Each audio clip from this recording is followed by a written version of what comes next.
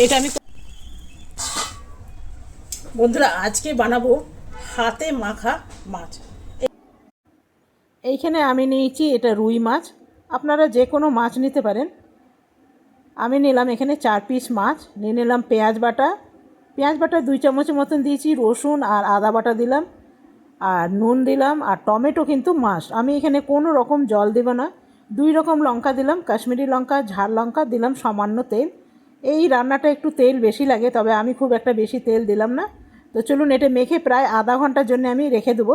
আপনাদের হাতে যদি সময় থাকে তাহলে 1 ঘন্টা রাখলে আরও বেশি ভালো রেজাল্টটা হবে। তো আধা ঘন্টা পর ফিরে এলাম, আর এটা আমি জ্বালিয়ে দিলাম। সঙ্গে দিয়ে দিলাম 2টো লেবু পাতা আর 2টো চেরা কাঁচা লঙ্কা।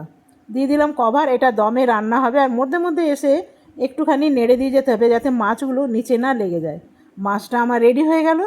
এখানে নিয়ে নিয়েছি গরম গরম ভাত আর মাছের তরকারি। আজকে আমার রেডি হয়ে গেল হাতে মাখা